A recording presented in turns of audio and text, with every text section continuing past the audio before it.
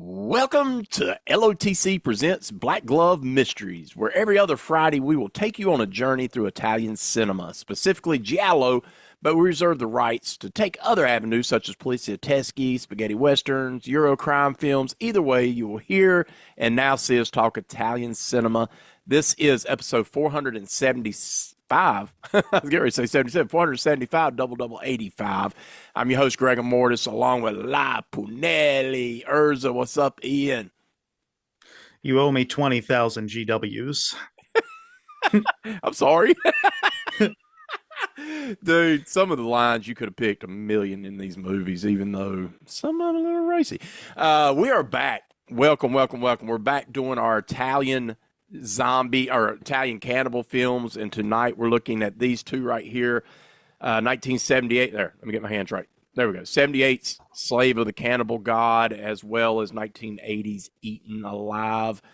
Look at those beauties. That is what we're reviewing tonight.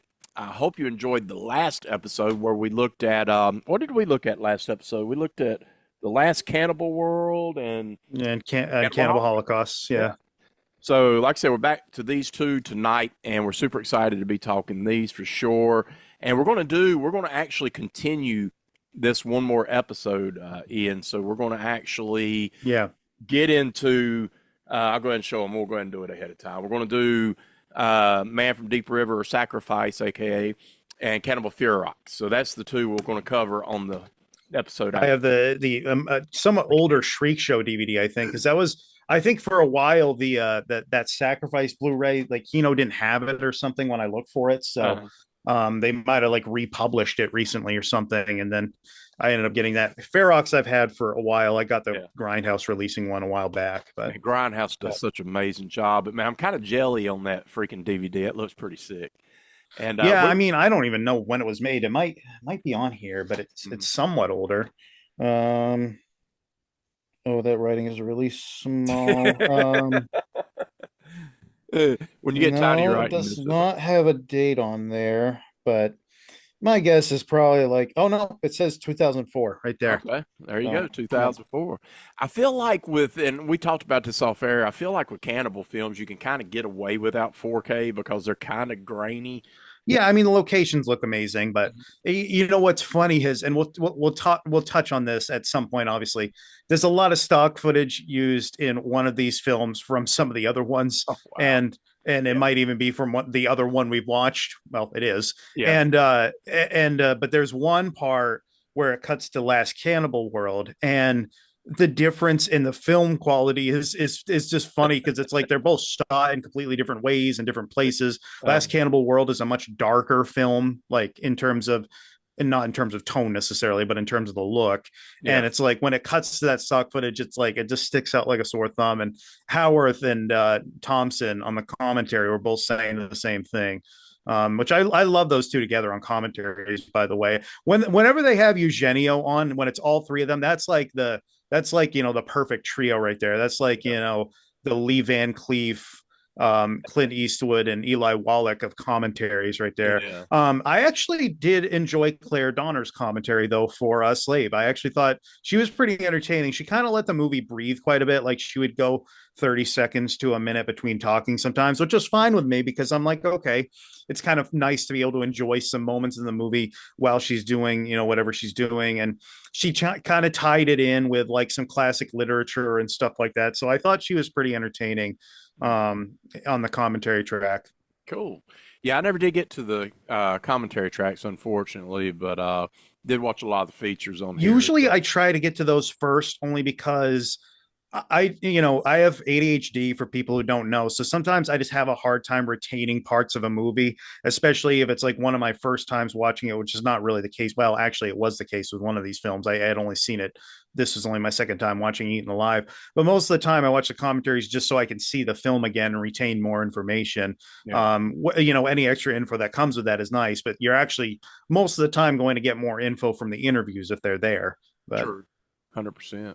Unless you are listening to Troy Howarth and them, and they definitely give a lot of info out. Yeah. So it's super exciting to be here. If you're new to the channel, I hope you hit that subscribe button and follow us every other Friday. You will get a Black Glove Mysteries episode right here. If with Ian and I, and we do go down other avenues. We originally started Giallo, and we will get back to Giallo again. So stay tuned for that. But we do take, spaghetti We western. will, and I do want to do some spaghetti western stuff soon. You and I will have to talk Yeah. about that at some point. But yeah, So we'll definitely be Italian cinema though, and so we're excited about that. always, always will be. I mean, we're probably going to get into some art house stuff at some point, maybe some Fellini stuff Fellini. or some De Sica stuff, all of those guys, but probably most likely we'd start with Fellini. Yeah. And then, I mean, eventually I would like to do like a Terrence Hill, Bud Spencer month where we look at some of those comedies they did. That would be pretty fun. I don't know if you've seen any of those No, I before, but have. they are pretty fun. So like, there's just a ton of stuff we could do. It's like an endless treasure chest. Italian genre cinema is from the 1960s to the 1990s. You have so much stuff to go through, and even a little bit into the 90s and a little bit beyond, there's still some stuff. I mean, the 2000s not quite as heavy, but even in the 90s, there's still some stuff here and there. So Yeah. Well, I'm hoping that, when the next Criterion half off sale comes on, I'm hoping to grab that Fellini set. yeah, Um, I might do that. It just depends on when it is and what's going on in my financial life. But also, I've yeah. thought about just Amazon. You can do it on Amazon, and it's not quite half off, but it's close, and you can do it in like a payment plan. And I've thought about just doing that as well, Okay. just so I get it. I mean, that would be nice to have. The Pasolini set would be nice to have as well. Some of those De Sica films, which I really like those De Sica films because, well, those early ones specifically, because those were sort of that neo-realist thing after World War II in the 40s, where they were trying to show people kind of as they were, and they were using kind of just people off the street. They weren't using like real actors. So it Mm. was kind of fun to see that. That his brand of filmmaking for those films actually kind of reminds me, and I'm sure Sean Baker would probably say that that was part of his inspiration too. Is like he kind of reminds me a lot of some of Sean Baker's films, like the Florida Project, where he was getting like really, not even actors to be in his films, and it was just showing people in their own lives, and that's what De Sica was doing for some of his films. So that's why I really enjoy them. But not to get on a huge tangent forever. Well, hey, that's what we're about. And it's, when you get into Italian cinema, you're going to hear a lot of it here on LOTC. So definitely stay tuned with that. I think without further ado, I don't remember anything going on right now. I know Arrow has a good Easter sale going on. I think it's still current. Possibly MVD had some stuff going on. Deep Discount has some sales. So there's some sales going on out there. So if I you, got a ton of stuff in the Kino sale recently. They there you had go a too, yeah. nice spring sale, and I didn't get every little thing that was on my wish list, but pretty much anytime the Blu-rays go to $9.99, I'll be like, okay, which ones do I want? So Yeah. that's usually what I do. And I put most of them on a payment plan. I did get one of the Audie Murphy collections because I wanted to get one of those for a while, just because I wanted to see some more of his films. But that was probably the most expensive thing I bought. That and the Face Off 4K, although the Face Off 4K was only like $17.99, so that was actually pretty good. And Pearl will thank you for that because that's one of her all-time favorite movies. Face Off. Yeah, She's doing it now. Face Off. So yeah, definitely check out all these sales as you can. And like I said, I think Criterion should have one coming up in the month of April. I feel like it's coming up really soon. So if it does, get over there and get you some Criterion films. And I know Pearl and I recently picked up, and we'll get into the episode, but Oni Baba, and we also picked up Kinoko or this one right here, Kirinuko, which is did you get your stuff from Severin yet? I have not.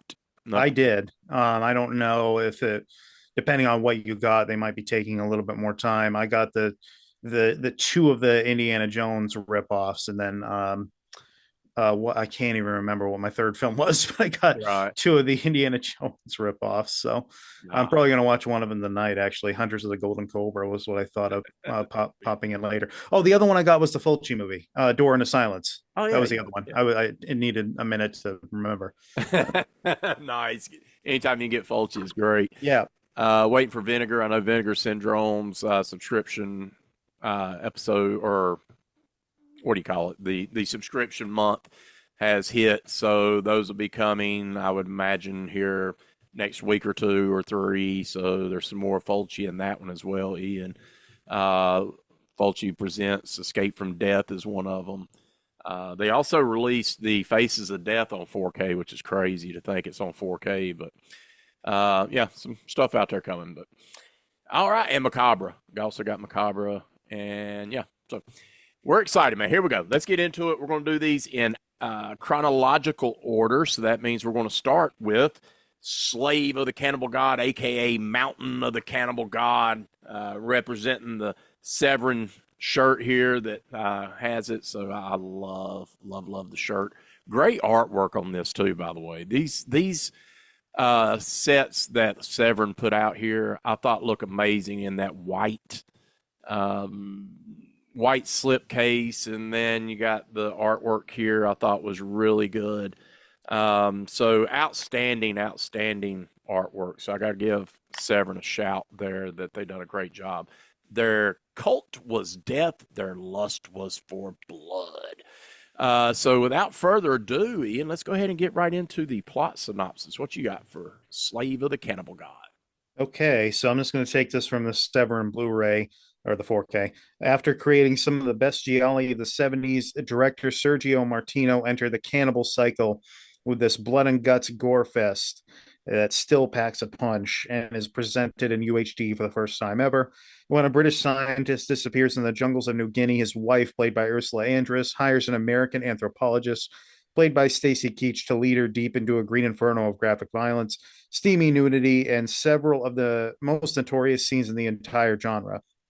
Claudio Casanelli from The Great Alligator co-stars in what Daily Grindhouse hails as the romancing of the stone for deviance, now scanned in 4K from the original camera negative, with over 3 hours of special features that include a new interview from Martino. Which quick side note, I always like every single release of Sergio Martino's films from a label. He's always doing interviews for him. Every single one of them is awesome. Yeah, and he's one of your favorite directors, so it's good that He's my, I would say, fifth favorite. He's because I would go Sergio Leone, um, Lucio Fulci, Dario Argento, John Carpenter, and then Sergio Martino. Okay. Those would be my five. Diodato would be right there close too. He'd probably be in the top 10. I would have to think about it a little bit more because Park Chan-wook would be really high up there. Enzo G. Castellari would be high up there. I think both of them would be ahead of him, but he's very, very high up there as well. I like it. Well, Sergio Martino directed this here gem of a film, and first thing that you'll notice is the star actress here for sure, and that is Ursula Andress, who Bond girl. Yeah, I know all you Bond fans will be like, "Oh, I know the very first Bond girl." Yes. Yep. Where her voice was dubbed by Nikki van der Zyl. Because obviously they probably didn't want that really thick Swiss accent coming through on the film. Not. I mean, it does here. She's dubbing her own voice in this. Yeah. It's funny in this one, like this whole movie's kind of one of those light on cannibalism, but it's here's what I felt like when you go into it. There's a whole lot of subplots going on, in my opinion. Like you got Ursula's character. She's trying to find her husband. He's disappeared into the mountains. You got the brother that's going to go. It's basically King Solomon's Mines, that initial plot. Right. Yeah. 100%. You got Stacy Keach, who's the professor. They hire him because he's kind of been there before. So they hire him to go.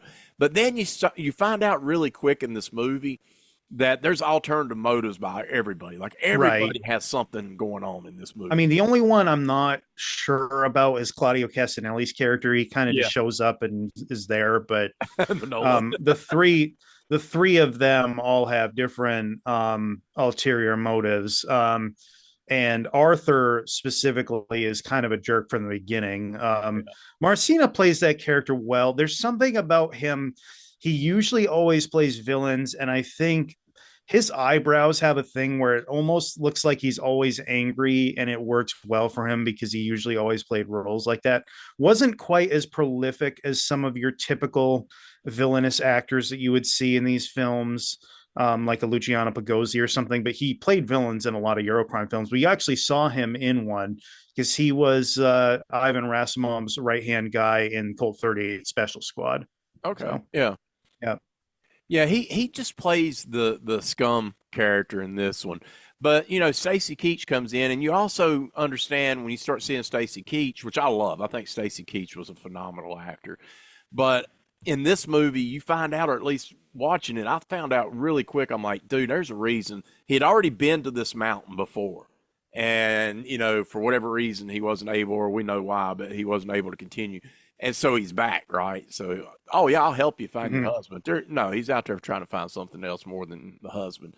Um, I kind of liked it in a way, but then again, it didn't because to me, it bogged it down a lot because you had all these different, you know, who's doing what and back and forth, which was kind of weird. And here's the other thing was the animal cruelty in this movie as well, which we do have some rehashing from other movies. Absolutely. Right.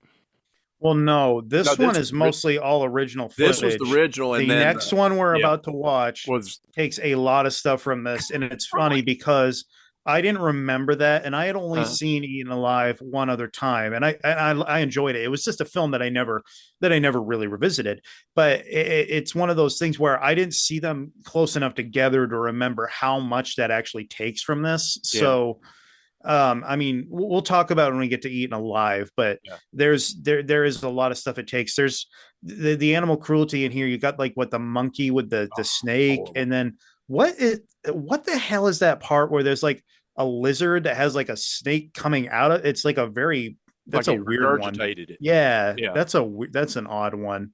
Yeah. Um I then think you it's like an have iguana or some yeah, kind then you of have the part where they iguana. sacrifice one of them after the spider thing happens, where he's like, "Oh, they want to sacrifice something because they believe killing a spider was bad luck or Yeah. whatever."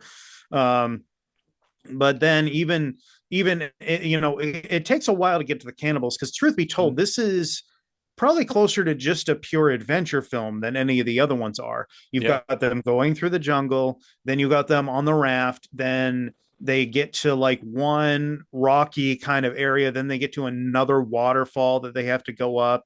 They have to like traverse two different areas, so it's kind of interesting in that regard. Mm. And then the cannibal stuff that happens at the end is, you know, what I kind of liked was how okay, it's actually pretty quick. You get your exploitation there.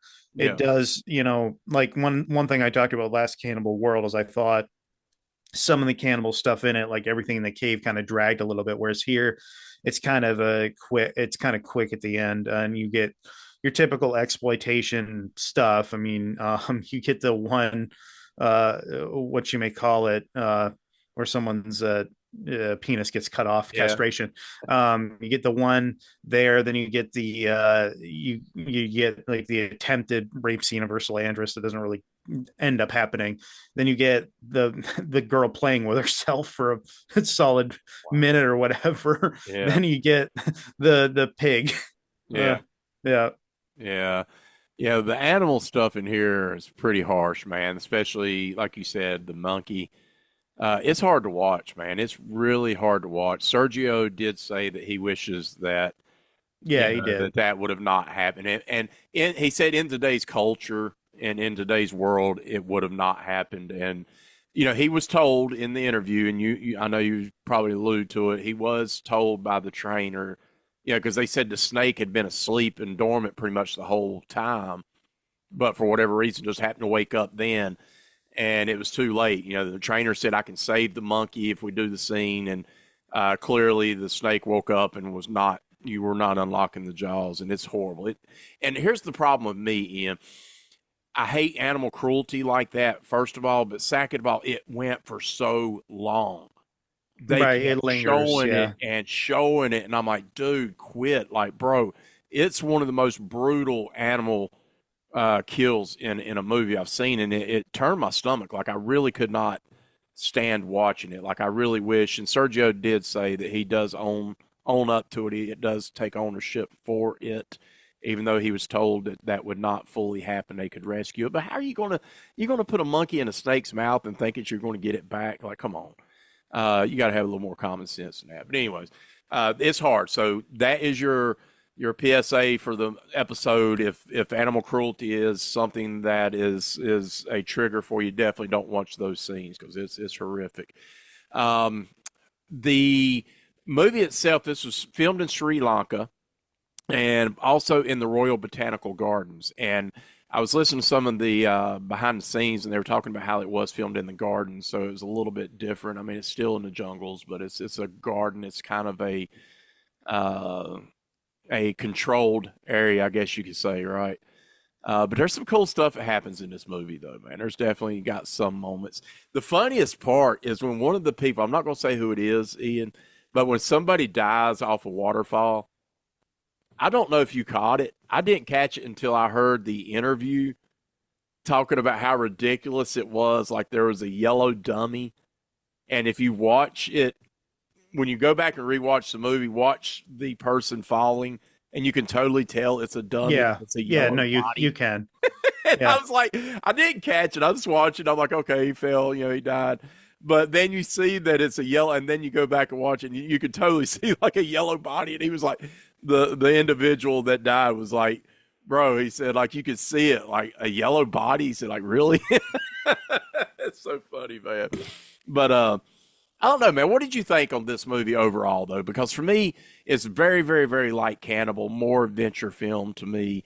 Some of the musical notes was a little off for me. There was a little stuff going on that I didn't quite Some of the enjoy. music I like. I Yeah. just and these two composers I normally like a lot, Mm. especially in Eurocrime films, Guido and Maurizio De Angelis. Yeah. But I don't know entirely if they were either not the right choice for this or if the score just doesn't mesh as well as I'd like it to. Like there's some melodic stuff that gets stuck in my head, but it's not as powerful of a score as someone like Rizzo Ortolani probably would have delivered. Yeah, that was me. I kept Yeah. finding myself like, okay, I enjoyed this part, but then there was other moments where it was just so totally off key to me or off putting that I just didn't care for it as much. I was kind of a little Well, it off. almost sounds kind of psychedelic at times, and I'm like, that doesn't really fit what's going on here. No, definitely not. This is not a trippy movie by any means. It's kind of just straight up, adventure stuff for the most part. So I Yeah. don't know exactly what they were doing with some of the choices they made. And like I said, you do get the creature feature stuff here as well. You get that one alligator attack. Yeah, I think it was an alligator. it I don't was. know. Yeah. Okay. So I didn't know if it was an alligator or crocodile. I'm not very good at telling the difference. Well, there again, it could have been a crocodile, to be honest. But I'm gonna call it an alligator, but it was Yeah. probably in where they're at, probably a crocodile. Yeah. So there's that aspect to it.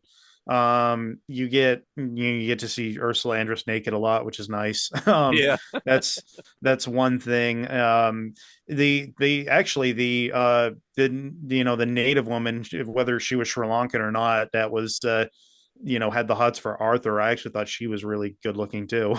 But the one who gets killed with a spear. oh yeah. Dude, Yeah. there's definitely some of that going on. What did you think of the cannibals themselves? How like here's the thing for me, the realism of a cannibal film is the realism of what the cannibals look like, in my opinion. Like Cannibal Holocaust felt real, they looked real. They're wearing very strange masks in this that are Yes. like almost they're like just they're almost very weird to look at. They're like kind of in that weird uncanny valley where it's like I don't know if they're like it looks like they're made out of some kind of teeth, but I'm not sure if they're made out of skin or something else. They're very strange, and I actually kind of like it because of that because it's not really anything I've ever seen before. Mm. The movie, what is the Zombie Holocaust, kind of does something similar with how some of them look, although maybe the effects in that weren't quite as good as they were here, truth be told. So I actually kind of like that. Yeah. So we got the skeletal remains of Susan's husband in this one. We find out that he didn't make it. So we got that going on, and there's a Kind of looks Geiger like meter. Dr. Freudstein from House by the Cemetery when we see him. Yes. Yeah. So, they're worshiping something because of the guy, what's it, the Geiger meter or whatever his Yeah, name. the Geiger counter. Yeah. You got that going on. What else we got in this one? Oh, the thing they were supposed to do this thing where they were um, putting this honey looking stuff on Ursula, whatever, but it wasn't like I didn't get the honey torture. Yeah, I Um, don't know because I think they talk like even Claire Donner has talked about it, but it's like it doesn't end up going anywhere with the no, torture stuff, as far as I know. So, no, and I'm it kind of literally glad looked it like they didn't. were It just didn't. It didn't oiling her really need down. to. Yeah. Yeah, they just oiled her down. You got to see two Yeah. girl like just literally fondle her while they're putting this honey on, which was an odd It's sequence. But funny. I didn't watch Stacy Keach's interview mhm, again, it but was good. if it's the same one that's ported over from the Code Red Blu-ray, it's literally like mainly just him talking about how attractive he thought Ursula Yeah, Andress was. yeah. That's basically all it is, It's from what I 100% that remember. interview. Yeah, He kept talking about how good looking she was, and um, yeah, and about the movie itself. So it's not. I'll be honest. It's not the best interview, but it's Stacy Keach, so it's Stacy Keach being Stacy Keach. right. He did tell the story of Road Games when him and Jamie Lee Curtis filmed that, and it was funny. I don't know if you remember this, if you because it sounds like you've already heard it, but he mentioned during Road Games that they pulled out and there's these sand dunes everywhere, and he said him and Jamie Lee during all shoots was like playing out in the sand, like in the sandbox and that, and they had to go in and do their makeup, so they go into makeup and the makeup person's asking me, where have you been? Like, what have y'all been doing? We've been playing in the sand. They're like, you can't do that. And they're like, what are you talking about? There's some kind of spider that is in those sand dunes that they burrow in the sand. And if you get bit by it, it will literally kill you. And they're out here they didn't know they're out here playing in the sand just like they would anywhere else. And these certain spiders are all in this sand, and somehow they miraculously didn't die, but they got really blessed out for being out in the sand dunes playing. So he did give that story, which I thought was interesting. But it's I love Stacy Keach, man. I miss I him. like his performance here because most of the time he's like very understated. And Yeah, then there are other times where he'll kind of explode. And I kind of like that he kind of straddles that line pretty well between kind of subtle acting and performing to a really high degree. I do. Like when he's very calm and he'll explain, he explains like who the Puka tribe is, and he's like, Ra Ra Mi means mountain of the cannibal god or what. But then there are other times when he's like exploding, like when I can't remember who asked him about like the taste of the cannibal flesh, which by the way, I really enjoyed Claire Donner in the commentary, basically saying she's like, oh, this is a thing in a lot of these films or other cannibal films where it's like, yes, once you taste human beings, you don't want to taste anything else. We have that hubris where we think we must taste so good that you'd never want to taste anything else. And then I was kind of thinking, I was like, well, why don't more people just do it then in real life if that's the case? I mean, if that was a real thing, maybe I'd do it. You just never know. Right. It's like if this supposedly tasted better than any sort of meat in the world out there, it's like I'm surprised more people don't do it. you know, Oh my God, that's funny. I don't know. We'll have to get Army Hammer on speed dial, see if he has an opinion on the matter. Yeah, yeah, But definitely. Shot well. Cinematographer is yeah, of course Sergio's man, Giancarlo Ferrando. yeah. It Always does does great. always does. Did Alabiso edit this too? Was he involved in this? Let's see, edited He by yeah, always does. Yeah, he always works with those two all the time. and Yeah, it works. I mean, hey, yeah, why change up? This is a brisk 99-minute long movie too. It yeah. definitely I mean, feels quick. yeah. Some of the waterfall stuff, I could have used maybe a couple of minutes of like off that. I don't know if I needed all of it, but for the most part, there really wasn't too much here that I would have got trimmed too much of. I mean, I think in terms of where it ranks for me, it's kind of one of those things where it doesn't necessarily have much gore or exploitative stuff as some of the other films do, but it is more adventurous, so it kind of makes up for it with that. And I always like seeing Claudio Casanelli for some reason. He's one of those actors that really grew on me over time. The more I saw him and stuff, and Martino kind of went through a period where he always had like he would always work with a certain actor for a little while and then move on to the next one. Like whether it was Edwidge Fenech and George Hilton. Then he moved on to Luke Miranda being a lot of his films. Then Claudio Casanelli, late 80s, he has Daniel Green in a lot of his films. So he always usually worked with one actor multiple times in a kind of a short period of time. And in this case, it was the period of time where he was working with Claudio Casanelli. I like seeing Franco Fantasia in this as well, which he's actually in the other film. I was surprised, but he's in both films we're covering. Right. This one, I think he plays a little bit more of a hostile character, if I remember correctly, than in, well, kind of in both, actually. Yeah. Because he kind of berates them at the end there before they go about what they've done or something. I can't remember exactly what happens, but in this one. But it's usually always nice to see. I mean, he worked with Martino again at least in Hands of Steel, probably other times too that I don't remember. But yeah, That's cool. I did like the cast in this one. I like this one. Like if I was to rate this for a cannibal film, it'd be very low because there's just so little right. cannibalism in this one. But as you said, as an adventure film, not bad. It does have its elements of, somebody the mountain that they're supposed to be going to is supposedly cursed, and there's what is it, uranium that someone's trying to get out of here and different things. So there's those elements of who's really on the up and up right now. Uranium seems kind of random just because I don't Right. even know what the hell uranium's used for, truth be Yeah. told. Like, I mean, I know it's an element, but I don't really know what it's used for. So it's just kind of a weird resource for them to be going after. and they But don't really go anywhere with that. They just say no. it. You're out, but you never really get to.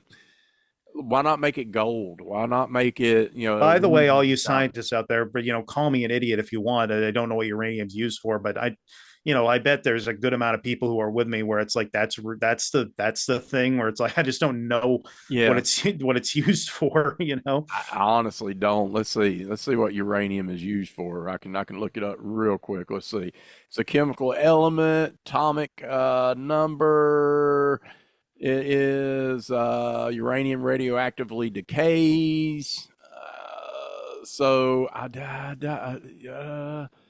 it's nuclear. So it's nuclear for uranium's used in nuclear power plants. There you go, nuclear weapon. Okay, no, that yeah. So I guess they were thinking about that in 1978, but it just really doesn't go anywhere. It's just an element. They're just telling you, oh, we're going for this, but you don't really find it out right at first. You think that Ursula's character is going to find her husband, and maybe she Well, will. one thing, the more I think about it, I'm like, okay, this is Ursula Andress. Like, Hmm. she could probably get with almost any rich guy in the world if she Right. put in a very minimal amount of effort. So it's like the whole thing of her wanting to go find her husband does strike me as like, I don't know if I believe that even from the beginning. But yeah, I did find out now in the interview with Stacy Keach how adventurous she was. Like yeah, she was first in line to do anything. She didn't mind the snakes being on her. The waterfall, she climbed the waterfall. Stacy said she was the first one up. Like, they were behind her. Like she didn't mind getting adventurous and doing these scenes. So I thought that was pretty cool from her. still Uh, alive. She's 91 years ain't old. that something? Wow. I'd love to talk to her about this movie. I bet she don't remember I so mean, what. she's like 10 years older than Stacy Keach is, actually. Right. Well, Yeah. Stacy's passed away, so No, he's still around. no, Stacy dead, ain't he? I think he's still around from Come what on, I remember seeing. come on now. Somebody talk to us here. We're all gonna look at each other and say, what? I'm looking it up right now. Let's see. Stacy Keach. I'm pretty sure he passed away, didn't he? Oh no. No, he's still alive at 84. What am I talking Yeah. about? Bam. Antonio Marcina died in March, actually. Oh, bling. Yeah, Damn. he's would have been right around 80 years old, Yeah. probably. Yeah. I don't know why I was thinking Stacy Keach had passed. Sorry, Stacy, if you're listening to this, dude. Because you're like, I love you as an actor, bro. You so many good movies. Yeah, and I really liked him in Prison Break, actually, when he showed up in the TV Nice. show. Yep. So pie in the face. Psh, there you go. I'm used to it. What do we have out here for All Stars and stuff on this one? Well, I can do dubbing real quick just Yeah, because I do dubbing remember. first. Larry Dogan is dubbing Antonio Marcina as Arthur. That's the only notable one that I know of. He's putting on an accent, but I'm pretty sure it's him. Slave of the Cannibal God. There we go. Okay, so there's only going to be a few here. Claudio Casanelli, we have done. What have they done to your daughters? Murder Rock, suspicious death of a minor, Hands of Steel, and that is it for now, I believe.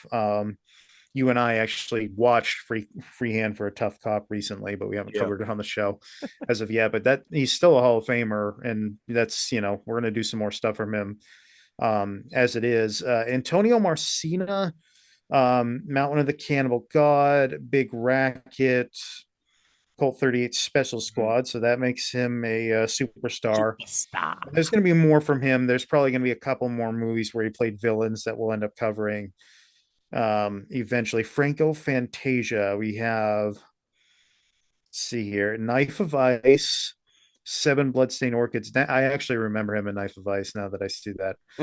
Hands of Steel. So yeah, we got him.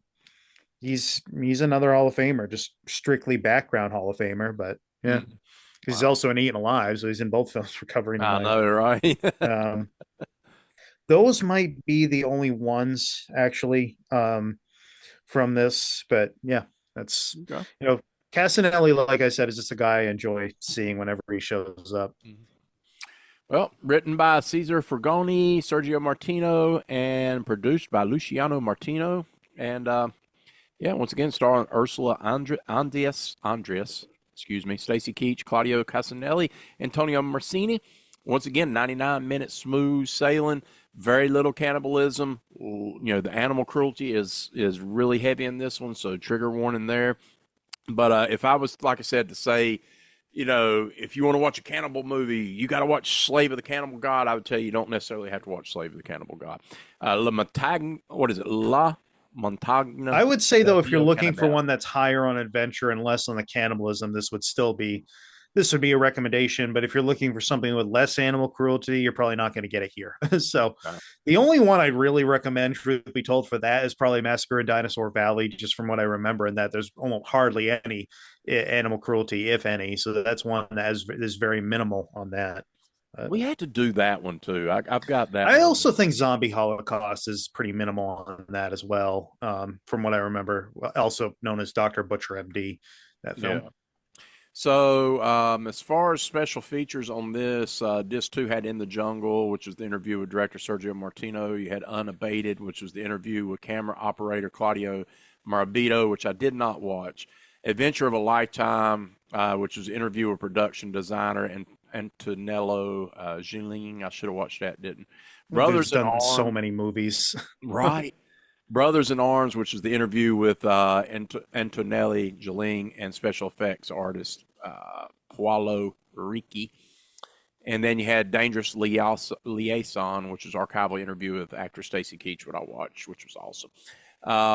So yeah, man, this is a good release, man. It really is. So not hating on having this one at all. It's just not one of my favorite cannibal films. Just has, you know. But what else you got on this one from 1978? Claire Donner in her commentary had said this funny thing about Ursula Andress at one point. Ursula Andress had posed for Playboy, on multiple occasions.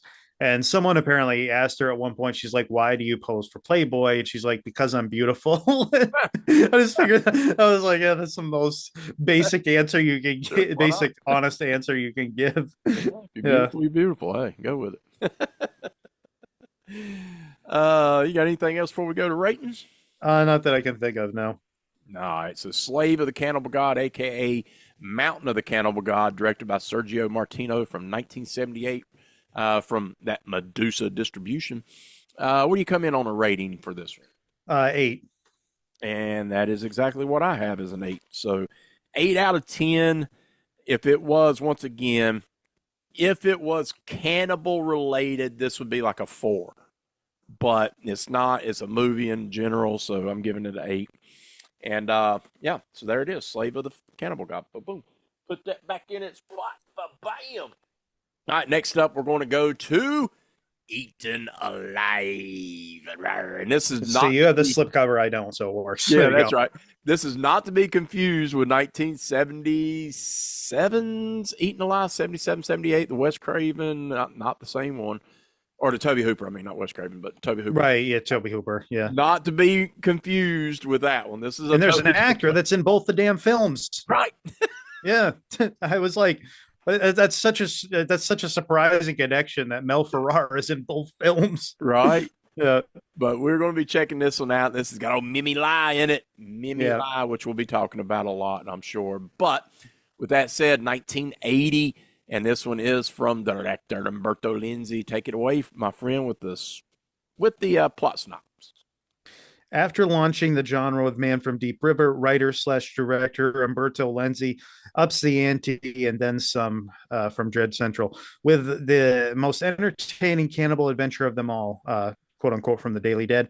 Now in UHD for the first time ever, a desperate rescue expedition to the jungles of New Guinea will unleash bizarre, primitive rituals, over the top violence, gratuitous nudity, recycled footage, a maniacal cult leader, and an all you can eat buffet of flesh chomping carnage.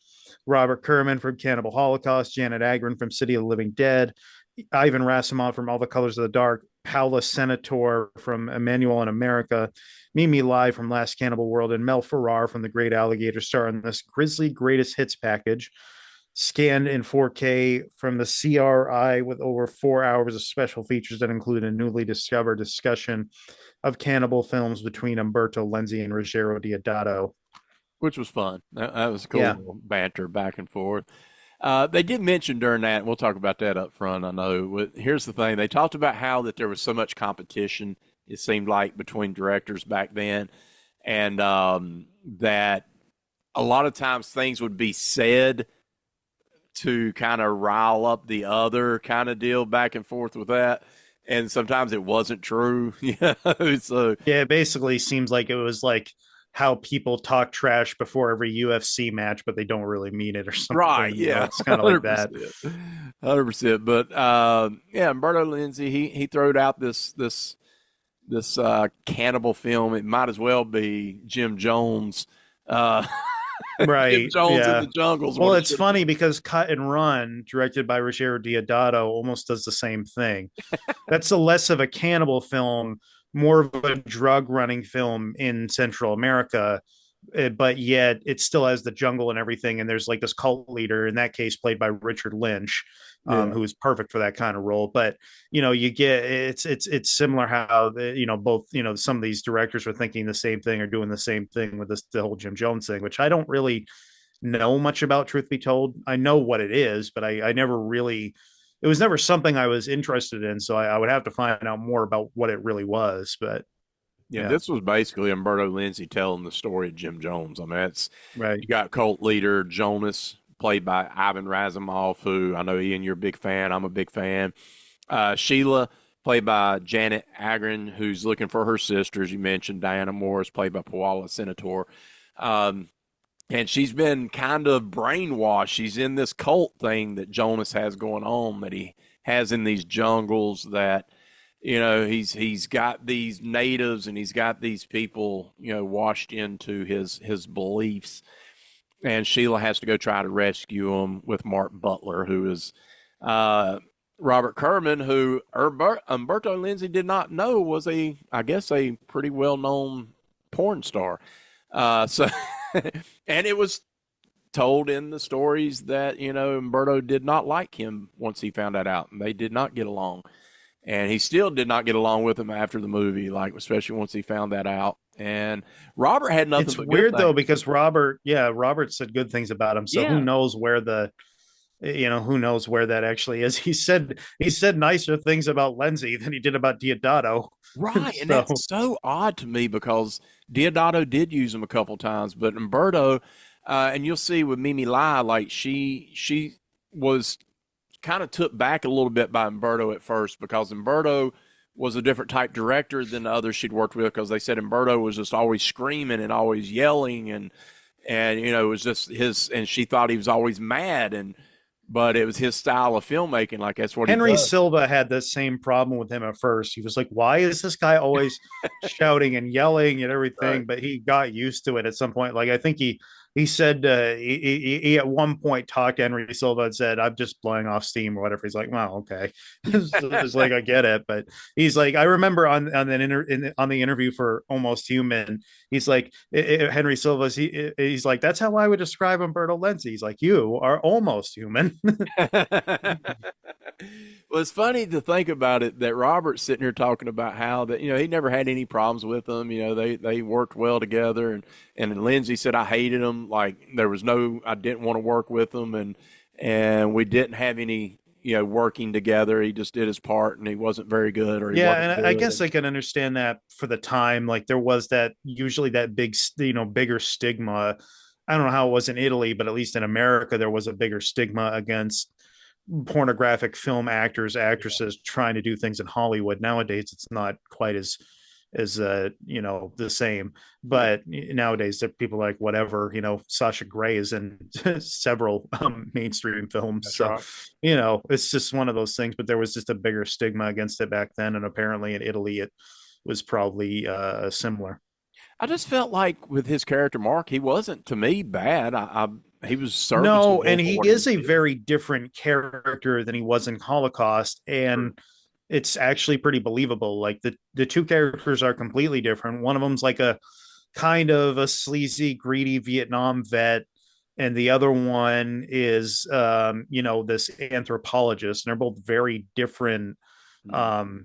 very different characters, and he plays both well.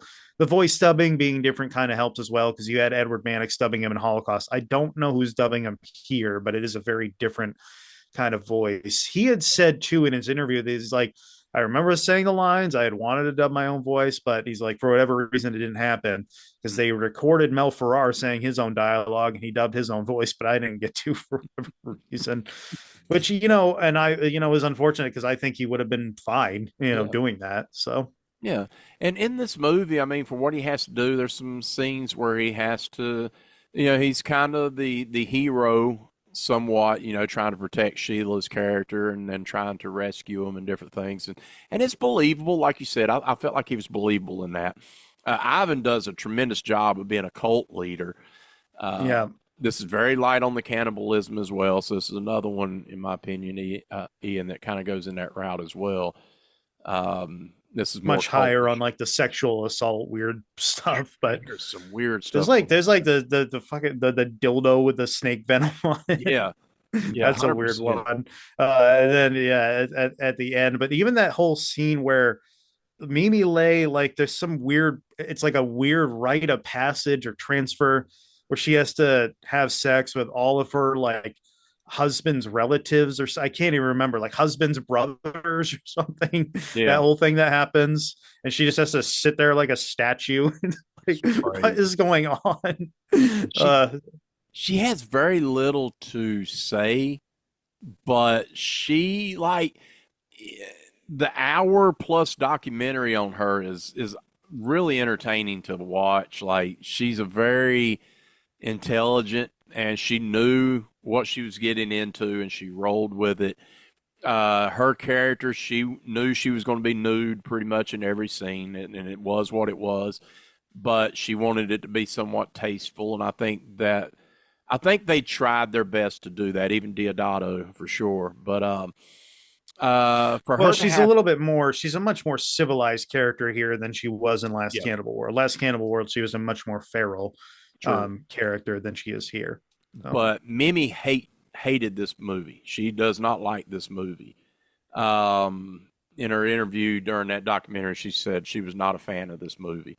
But with that said, uh, the Sheila character, I don't know what it was about the whole connection of Jonas, how he was brainwashing them, other than the fact that he was drugging them and he would give them these hallucinogenic Yes, drugs. but I don't know that there's any drug in the world that makes her do what she does at the end of the film, Right. where she's like screaming and vowing her allegiance towards him. Like you're getting into more fantastical stuff at that Yeah. point. Like I would have been like, it's more believable, for example, when in Temple of Doom, Indiana Jones, turns evil for a little while because of whatever they do to him.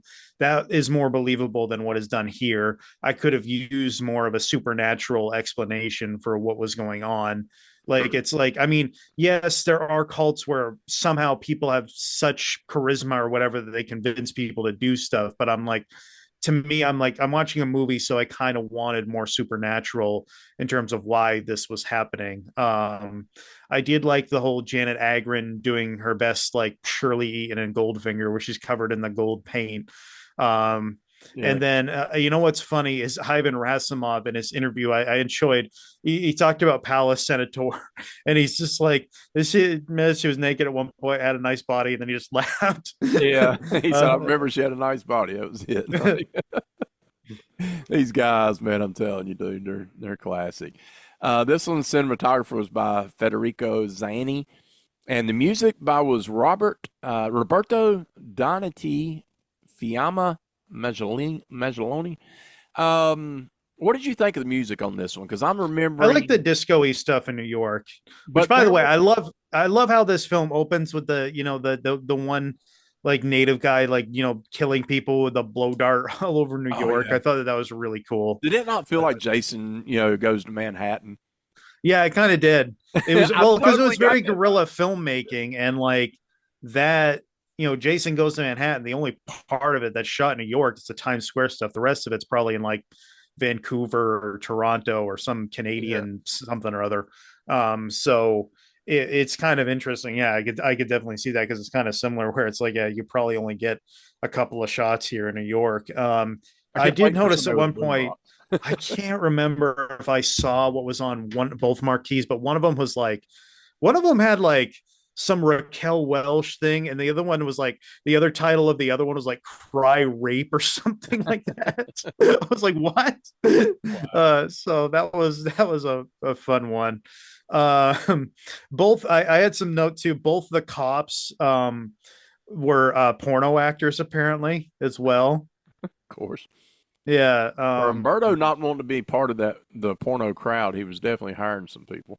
Yeah, it was like Gerald Page, and I can't remember something. Teague was the other one. Hmm. Um, not Lewis Teague, but something Teague. Hmm. I can't remember. Jack Teague, the Um, detective. yeah, yeah. So, um, so that was the yeah, that was a interesting fact. Janet Agron. Okay, so her character in this, they kind of, well, they basically at one point say she's racist, but that doesn't really go anywhere. Hmm. Like it's strange because you would think, okay, she's mentions it at one point when they're in the helicopter or whatever, and then basically the whole rest of the movie, she's never says anything like that again. It's strange Hmm. because you'd think, oh, you're around all these people of color in this village, you wouldn't say something like that again, but and you've said it once already. It's very kind of interesting writing because for the most part I kind of like her character, and it's like, okay, why have that one part where you have her say something like that but then have her be basically a sympathetic character the rest of the film. So True. True. I want to know, like, there were some musical notes going on in here. Like, remember the one scene where we went into the whole, what was the daggone song? The, wasn't opera, but anyways, I'm kicking myself now. There was a certain song that was going that was ridiculously, like, out of is place. some of the music in this reused in Ferox as well, from what I remember? I believe Yeah, I so. think it is. I believe So, so. and also, so okay. So speaking of, we'll talk now. We can talk about how much footage was reused. Yeah, Battle Hymn of the Republic was the song I was trying to remember. Oh, That was played. the song that the song that the cult plays. Yes, yes. I was trying to. Yeah, I was drawing a blank for a second when you. Yeah, then now I remember. Yeah. And then we had the opera. So go ahead with the reusing. So they reused the snake and the monkey. They reused the castration scene from Slave of the Cannibal God. They reused the footage of Mimi Lay getting killed in Jungle Holocaust and Last Cannibal World. I think that's the only thing they take from that, Mm. unless maybe one of the parts where they cut an alligator, like they literally fillet or deglove an alligator. I can't remember where that one's from. That I might feel have been like from that us. was on Slave. I Okay. really believe I remember seeing that. So there was that. Then there's the one with like the, is it like a snake and a bird or a lizard and a Mhm. bird? I can't remember. There's that one. So there's a lot of stuff that they take, and that it's funny because the first time I watched this, I really liked it, and I still like it, but my rating went down a little bit just because of how much stock footage there is in here. Yeah. And it's not necessarily that the stuff with the animal cruelty, it's all of it, kind of combined, like the whole Mimi Lay thing from last Cannibal World, and just, some of the part where the cannibals are like making that swamp juice or whatever the hell it is, that's also from Slave the Cannibal God. It's like, what are they, there's so much stock footage here. It's like one of those Godzilla films where it's like, all the fights are stock Yeah. footage. It's like watching Um, Hills Have Eyes Part Two. Like it's like I you're haven't seeing seen like that, but every yeah, I've avoided that movie because I've just heard nothing yeah. but bad things about it. I've avoided that and whatever. What's that other Wes Craven one, like Wes Craven's Chiller or whatever the hell it Yeah, you was? got Chiller and then you got That I've Invitation avoided from too. Hell. Yeah. Yeah, Yeah, so no, you get a lot of it in this one, which is ridiculous. I'm like, what are we doing?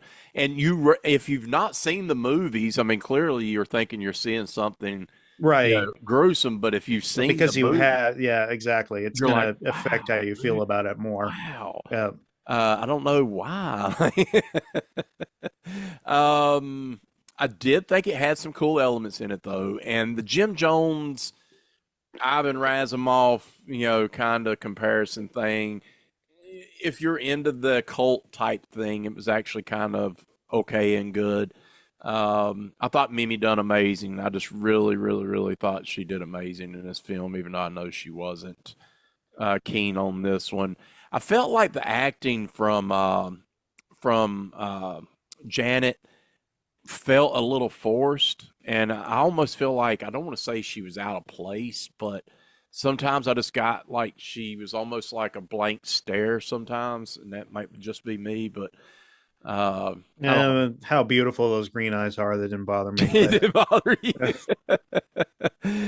Mel Ferrer once again in this one, but there's just some odd moments, and I think what throws me off is the use of other movies so much in this one. Just really does, right. and that musical notes. No, I overall like it. Like I like the idea of it. I like the scenes with Ivan Razumov, doing whatever he's doing. Yeah, It's just the stock footage when it comes up, it just kind of takes me out of the movie a little bit because it's like you're just adding that in to have animal cruelty that otherwise really doesn't need to be here. right, So, and that's just it. Like, why are we putting animal cruelty? Wouldn't you want to kind of avoid that well, scenario? supposedly producers kept forcing it on these people. Martino has talked about that more specifically than some of the others, but it's just one of those things where it's like, okay, if you're going to do it, as much as I hate to say it, maybe do something that's original to your film. you Yeah, know, yeah. that doesn't, it's one of those things where, yes, that means I'm saying that means more animal cruelty. Great. I'm saying it's like, okay, you're going to use stock footage and it's just going to take me out of the movie because I know it's there. People seeing this in 1980 probably didn't know that or weren't thinking about it much. But Yeah, I think now that's it's like I where have to hold it against it a little bit more. yeah, I think that's where like Eli Roth is in one of the documentary, the Mimi Lai interview in this one, and he goes over a lot of those scenarios where he looks at it a little differently. Yes, it's distasteful. Yes, it's horrible that it happens, but he looks at movies for what period of time they were in and what they were going for. So he said in a cannibal film, they're going for realism. What would these cannibals be doing? Uh, in this moment, right? So the filmmaker is trying to show you what would that person be or what would that tribe be doing in that moment. So, but do we as a viewer now, especially in our generations, we look at it a lot differently than maybe they did in 1978 or 1980. As horrific as it was probably a little more, I'm not going to say less traumatizing, but definitely now more than then.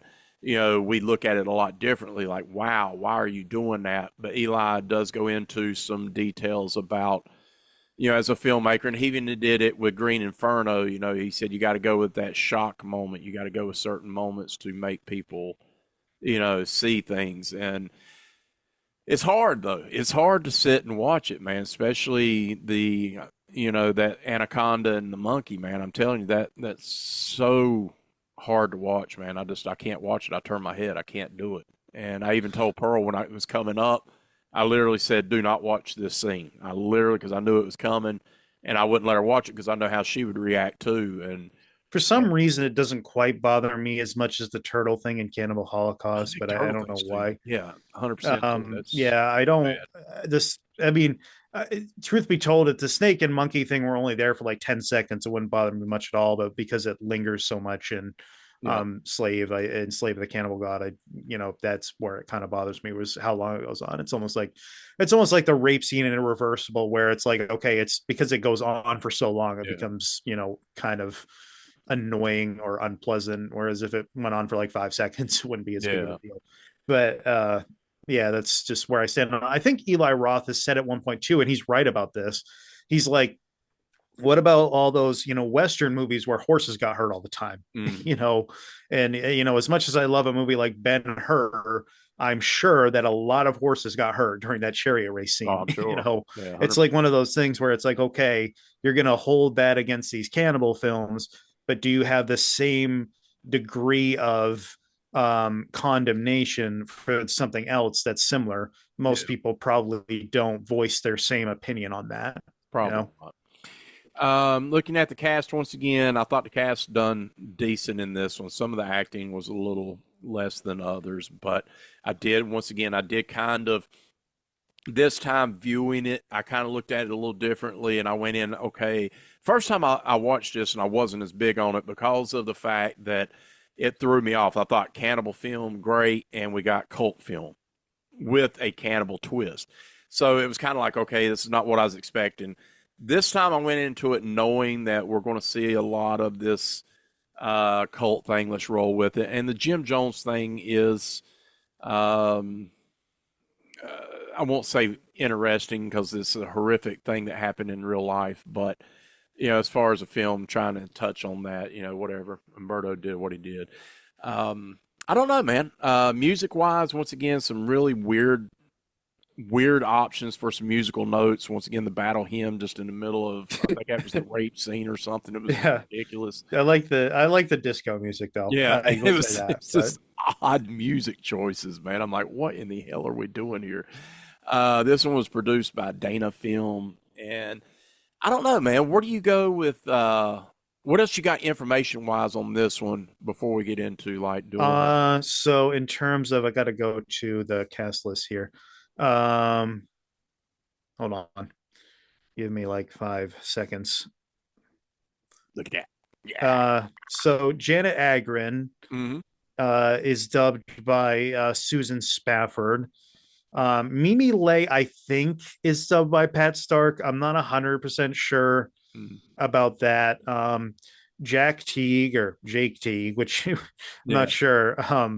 It plays who plays Detective Logan, is dubbed by Ed Mannix. Gerald Grant, who plays Creel, is dubbed by Frank Von Kugelgen. Franco Fantasia, I had a note because Troy Howard said it, who he was dubbed by. Hold on a second. Um, Anthony LaPena. That was another familiar voice to me. So those are the ones I have for that. As far as all star stuff goes, let me go over here real quick. This is a little easier for me to. Yeah, we should play the Smash Mouth song. Yeah, Uh, right. uh, Robert Kerman is now officially an all star because we saw him in Cannibal Holocaust, and we'll be seeing him next week or next episode, two Yeah. weeks from now. Janet Agron. I think the only film we've covered so far with her in it is Hands of Steel. So that makes her an all star as well. Mm-hmm. Palace Senator, I got to check. Nothing else from her yet. I didn't think. Um, Ivan Rasimov, a lot here. All the Colors of the Dark, Planet of the Vampires, Your Vices Locker Room Only, I Have the Key, The Strange Vice of Mrs. Ward, Eaten Alive, Spasmo, Jungle Holocaust, aka Last Cannibal World, Rome Armed with the Teeth, aka The Tough Ones, Colt 38 Special Squad, White Dress for Marielle, and that I believe is it so far. But there's going to be more. That guy is a definite Hall of Famer, one of our Yeah. favorites. Mimi Lay, we just did Jungle Holocaust, and we're going to be covering another one of her films next week. Just she's an all-star currently. She'll be a superstar by next episode.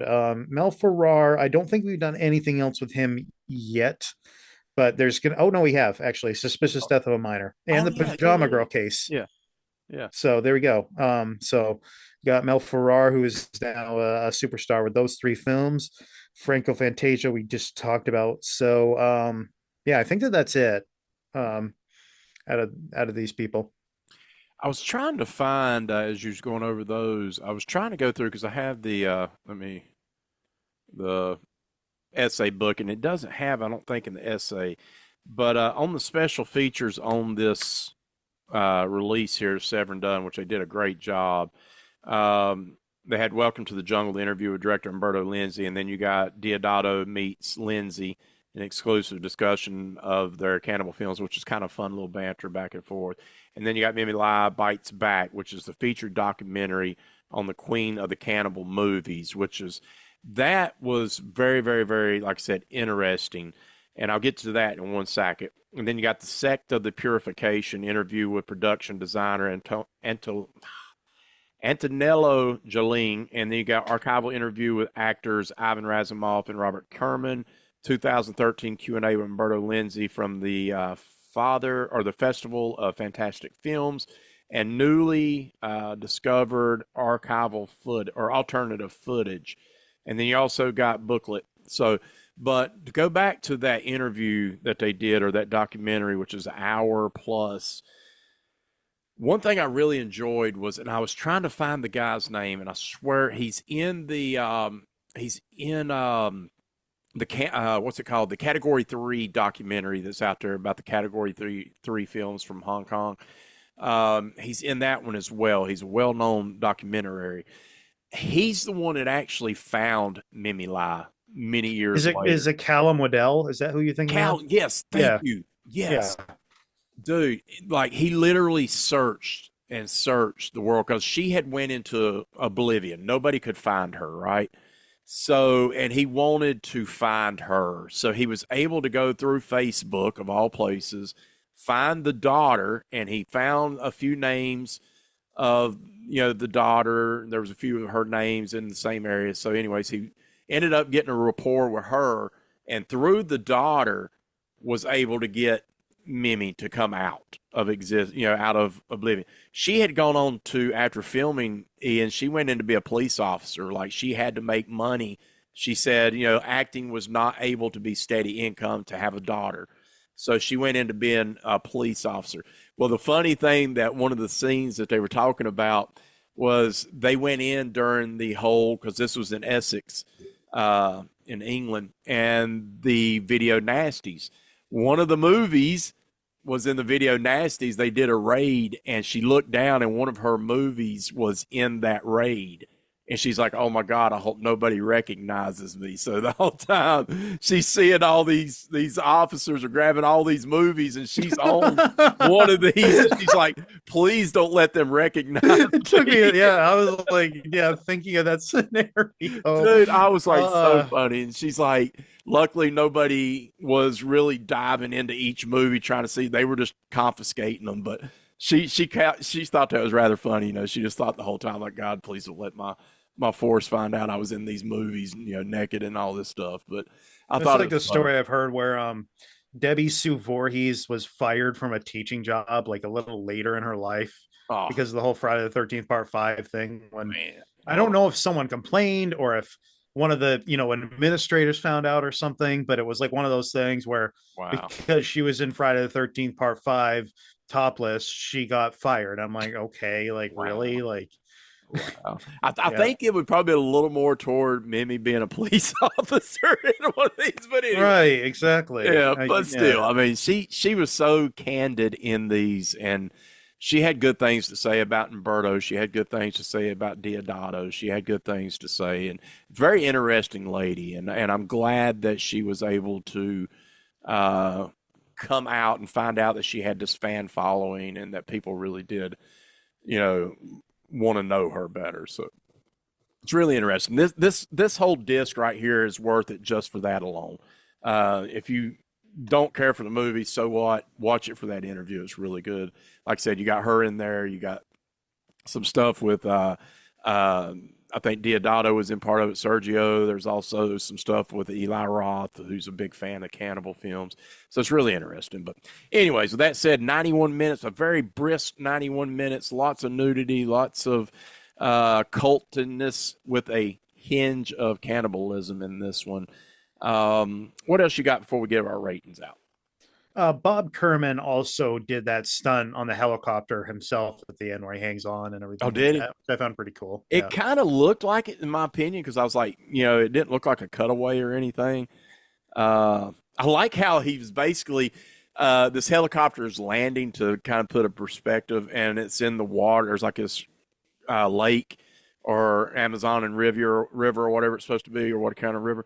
But anyways, these cannibals are chasing him, and he's running, and the helicopter has to take off. So he's like fighting off these people with spears. He grabs a hold of a spear, throws it while he's jumping in the air to grab a helicopter, and lands one right in the chest of a. Like, great job, great job. Like, dude, you're awesome. But no, good stuff, man. So, what do you got for a rating on this one? I give it an 8. That's what I gave. It was an 8. It's four Okay. star. Uh, and it's funny because I think I prefer Slave of the Cannibal God a little bit more, just for the Slave of the visual style. Cannibal God is a better made movie, but this one I think is maybe slightly more entertaining in spots. It definitely has some moments in it for sure that I think everybody can enjoy. So I think without further ado, let's go to our voicemail tonight. We got to go to Luke has called us, so let's go to that and see what Luke has to say about this. I don't know which one he got to watch, Ian, but let's see what he says.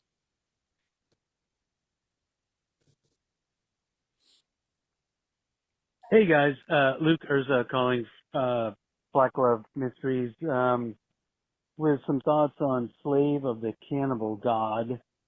Well, I enjoyed it. Stacy Keach. So I haven't seen very many movies, and I guess I haven't, looked at them either. But I haven't seen very many movies with a young Stacy Keach, so it was really good to see him, as a younger person. And then, of course, any movie, oh shoot. Sorry guys, I got a little distracted. So one of the opening scenes, with the snake eating the little monkey, that scene must have taken like 15 minutes. I don't even know. But, boy, oh boy, they really went into that one. And I don't know, I really enjoyed the movie, compared to some other cannibal movies, I suppose. And, I got the idea at the beginning, which obviously was true, that some of the people going on the rescue mission had other or alternative reasons to go to the island. So, I found that a little bit interesting as well. I hope you guys have a good show, and I'll catch up with you guys on the next one. Heck yeah. Awesome. There you go with Luke. And I'm glad he liked this one. I think, here's my take on this. I think people that are a little less on gore and stuff like that might like this side of cannibalism more than they would say a Cannibal Holocaust, which is really graphic and really a lot going on. I think you can go in. Also, because I had told him about Stacy Keach and Ursula Andress being in it, and he said that might work better just because he's, some people might just be more familiar with those actors as well. True. So, Yeah. So that is the two. It says I update our letterboxed over there. Remember Greg and Mortis letterboxed, and we have our Black Glove Mystery movies that we have fully reviewed all over there in a list. So you can go over to list Black Glove Mysteries and know exactly what movies we've talked about. So Eaten Alive here. Let me put her back in it. And it says, come on an empty stomach. I don't know about that. I don't think it was that hardcore, man. Come on. But anyway, so Slave of the Cannibal God and Eaten Alive. Ian, our next episode, once again, is going to be This one right here, which is Sacrifice, which is also AKA Man from the Deep River, which I have never seen, Umberto Lenzi. And this one is the first of the Cannibals, correct? Yeah. So if you want to know where Italian cannibal films started, this is going to be the movie that is going to kind of show you where they started, right? Umberto Lenzi. And then we're going to look at this one right here, Cannibal Ferox. I'm really looking forward to this, Umberto Lenzi's Cannibal Ferox. I have not even opened the seal on my Grindhouse release yet. I used to have this on DVD, so I never opened this one. So I will be opening this Blu-ray and see. I know there is a bonus CD track in here. So I'm really looking forward to it. I have not seen this movie in a long, long time, Ian, and I have never seen this one to my knowledge. So all these are going to be first-time watches, so I'm super excited about that. And who knows, Ian, maybe after this one, maybe we can do Mountain of the Cannibal, or what was the other, not Mountain of the Cannibal God, what was the other one you were talking about earlier? Massacre in Dinosaur Valley. Yes, yes. Where do I have that? I got that over here somewhere. Maybe we'll Severin. Yeah, it's Severin. I got it over here somewhere around in here. But anyways, who knows? I don't know. We'll figure it out. But that is going to be the next episode. Cannibal Ferox and Sacrifice, a.k.a. Man from Deep River. So definitely check them out before listening to the episode, and you can kind of be caught up with us. I want to thank Luke for calling in, and thank you for everybody that's tuned in tonight. If you have not subscribed to this channel, man, I really would hope that you would subscribe. Try to do some update videos as well, Ian, periodically. So I've got some movies. I don't know if you can see. I got a stack right here. There's a whole stack of movies right there that I need to do a video for. So I got to do that sometime so I can put them into the shelves. So maybe we'll do that here really soon. And then Vinegar Syndrome's subscription stuff. So what do you got in closing tonight, Ian, for this episode? So you can find me on Facebook or Letterboxd by typing in my name. I am on Instagram, X, and Blue Sky at Urzanomics. Nice. Follow them over there and check out all these podcasts too that are out there as well. I think we should mention Subjective Perspective for sure over here on YouTube channel. They do a lot of Italian stuff, and they had was it Troy on recently? I think they had the trio on. They had Howarth, Thompson, and Ercolani on. Man, I think crazy. Yeah, Ercolani, Troy Howarth, and Nathaniel Thompson. Like, come on, man, what a trio. We got to get them on the show sometime, so maybe we can work that out in the near future, man, for sure. At least 1, 2, 3, all of them. I don't know. We'll see what we can do, man. I'd love to talk with them, pick their brains.